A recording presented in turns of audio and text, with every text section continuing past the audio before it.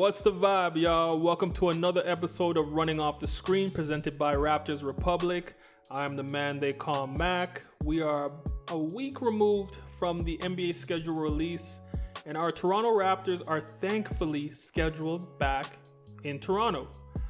This is the season we reestablish ourselves as the best fan base in the NBA, and also a season where we see Kyle Lowry settle into the visitor locker room of the Scotiabank Arena for the first time in about a decade.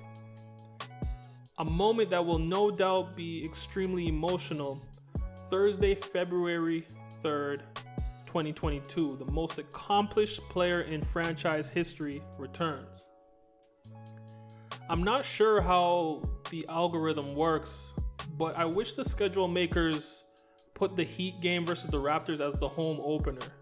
You know, having Lowry begin the season in Toronto, even as a visitor, would make a great story and would be a nice sign of respect knowing that he played an entire season away from home.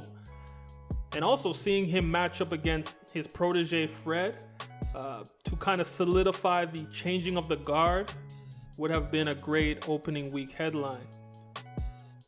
Another important date on the schedule is Sunday, November 7th, 2021, where the mighty Brooklyn Nets enter Toronto to give our team the toughest test at that point of the season, obviously.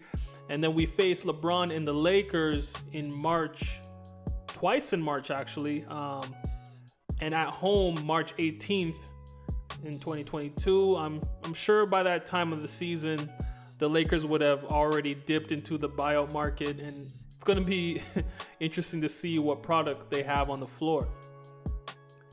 Now, looking at the schedule, I don't really see an easy 5-game stretch for the Raptors.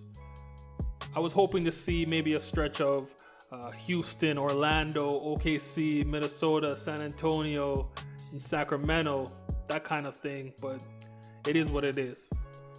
Our longest homestand is 7 games. It stretches from late November to mid-December, where we face the Boston Celtics, Memphis Grizzlies, Milwaukee Bucks, Washington Wizards, OKC Thunder, New York Knicks, and then the Sacramento Kings. Our longest road trip is 6 games, and it happens twice. The first stretch was from mid-November to late November, where we face Portland, Utah, Sacramento, Golden State, Memphis, and then Indiana. And then our second 6-game stint on the road is early March to mid-March, where we face Cleveland, San Antonio, Phoenix, Denver, then the Lakers, Clippers to end it off. But going back to the beginning of the season and the beginning of the schedule, I guess, for our Raptors, I would like to do an early breakdown of maybe the first 3 games by individual matchups and then predict our record.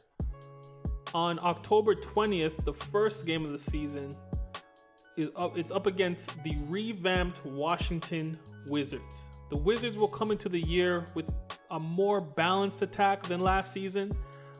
At least that's how it looks on paper. A dynamic backcourt and bench pieces who have been proven scorers in the league when given an opportunity would be a great first test for our team. Using ESPN's NBA depth charts for reference, let me line up the rotations in a head-to-head positional battle and just try to forecast the results. First matchup is Fred VanVleet versus Spencer Dinwiddie. In my eyes, I see these two canceling each other out. Last time Dinwiddie was on the court for over 60 games, in the 2019-2020 season, he was able to be a consistent 20-point scorer. Fred VanVleet is more than capable as a defender, but I can see these two putting up a similar production and impact in this particular game. Gary Trent Jr. versus Bradley Beal. I'm giving the nod to Beal in this matchup for obvious reasons. He can score with the best of them. He will be a handful, especially having fresh legs in the first game of the season. OG Anunoby versus Kyle Kuzma. ESPN has Kyle Kuzma starting at small forward, but I can see them putting Caldwell Pope in the starting lineup instead, giving Kuzma a chance to be the focal point of the offense for the second unit. But either way, no matter who starts at that spot, I think OG wins this battle. I saw a short clip the other day of OG working on dribbling, and his handle looked cleaner, tight, and more fluid than it did in the past. I know anyone can look great in a 20-second clip, but it is still encouraging to see. If he can get that handle to a respectable level, he can be a borderline all-star. Being able to break down a defender off the dribble with his size, strength, and athleticism will make him very scary. Next matchup is Barnes versus Rui Hachimura. They have Pascal starting here, but we know he's hurt, so second in line is Scotty Barnes. I can see Nick Nurse possibly starting Boucher in the starting lineup here for at least this game. I think Rui is underrated and will have a great season. This matchup is tough to call because on one end, Barnes is a rookie without any NBA experience, but on the other end, we know how much Barnes can feed off the energy of the home crowd and put out a great performance filling out the stat sheet. I'll give the edge to Barnes in this matchup. Rui will probably put up more points, but as far as overall game and impacting the game, making winning plays, I give the edge to Barnes. Next matchup we have is Birch versus Montrezl Harrell. They have Harrell starting, but I'm guessing Thomas Bryant would be in this spot if healthy. I remember in a game a couple years ago, Orlando versus Clippers, Khem Birch was guarding Harrell, and Harrell bullied his way to the basket, knocking Birch down and then scoring the layup. And then he stepped over him like Iverson did over Lou. I don't want that image to cloud my decision, and I'm trying to be unbiased, but I'll still give the slight edge to Harrell in this matchup. As far as the benches go, I can see a bench of Flynn, possibly Dragic, maybe Yuta, Boucher, and Achua outworking and just out defending a team of Aaron Holiday, KCP, Avdia, or Kispert, Bertans, and Gafford. So I'll give that to the Raptors. The score tally in this matchup we're looking at, it's 3-2 Toronto, 2-2 Washington, and 1 tie. So if we're going off of this, Toronto wins this game. They're going 1-0. Game 2 is February 22nd in Boston versus the Celtics. Matchup 1, we have Fred VanVleet versus Dennis Schroeder. Schroeder has a lot to prove after turning down that big contract and having it just backfire. But Fred also has a lot to prove this. This is his first season without his mentor, Kyle Lowry, by his side. I will give this matchup to Fred. I think the continuity will play a factor in a game where we probably will see a chess match. Gary Trent Jr. versus Marcus Smart. Smart's IQ on the defensive end is elite. Generally, you would see Smart guarding Fred, giving Gary an opening for a lighting up the scoreboard, having a productive game, but to keep it matchup based, focusing on just the shooting guard position, Marcus Smart wins this matchup. Not by much, but he does impact the game in so many ways, it's just tough to ignore. We have OG versus Jaylen Brown. The type of player Jaylen Brown has become on the offensive end these past 2 seasons is kind of what Raptors fans hope OG will blossom into. With that said, I will give this matchup to Jaylen Brown. This is a Raptors focused channel, so I don't want to go deep into the analytics on these opposing players. Long story short, Jaylen Brown is a better overall player at the moment. We have Scotty Barnes versus Jason Tatum. This is probably Barnes' welcome to the NBA moment. Tatum takes this matchup. I really hope I'm wrong. Barnes shuts him down and makes a name for himself early on. I hope that happens.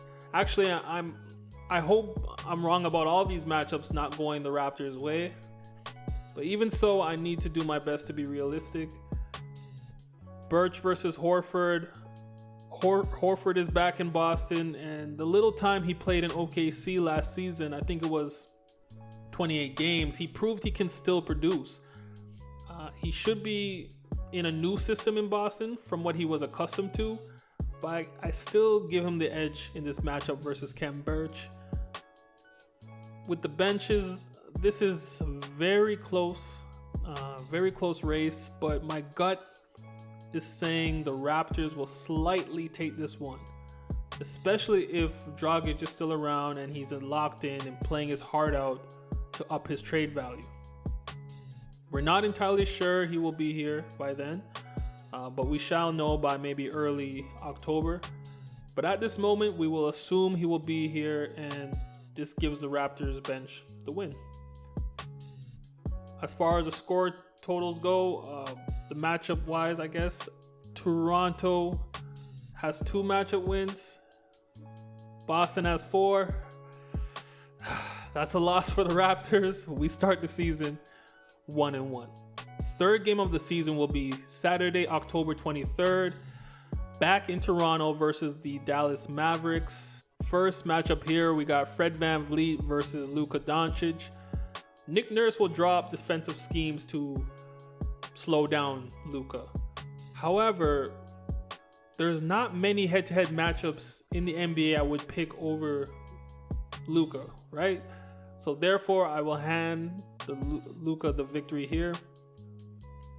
Gary Trent Jr. versus Tim Hardaway Jr. The battle of the juniors. This is where our wings will go off on the offensive end. I'm looking for Gary Trent to eclipse the 25-point mark in this game. For that reason, I'm giving this one to Gary Trent Jr. Like I just said, in the OG Anunoby versus Finney Smith matchup, our wings will go off. OG Anunoby should display a full array of offensive skills he developed over the offseason. Finney Smith is a good role player, but OG takes the matchup 10 times out of 10. Barnes versus Porzingis. When locked in, Porzingis is a tough cover. I don't think Barnes faced a player like Porzingis before. It should be a great learning opportunity for the rookie. I'll say Porzingis wins this matchup though. We have Khem Birch versus Dwight Powell, the Canadian bigs matchup. They have had a similar impact on the court for their respective teams, at least prior to Birch coming to Toronto. Now with the Raptors, Khem Birch's game has opened up and they showcased his strengths, and his supposed weaknesses like three-point shooting have shown promising development. This is why I take Birch in this matchup. Comparing the benches, I've never been a fan of Dallas's roster structure and cap management, so I don't see their bench outperforming the Raptors bench, so that's an easy win for us there. Raptors win 4-2 as far as matchups go, leaving us with a 2-1 record. Pretty solid start. Obviously, we hope they go undefeated in these games. Man, it was really tough to be neutral when breaking down these games. But yeah, please let me know what you thought. Do these seem accurate? What would you change? And I just hope you guys enjoyed this. Thank you so much for watching. I'll see you again next week. And please remember to like, subscribe, and raise the vibe. Peace.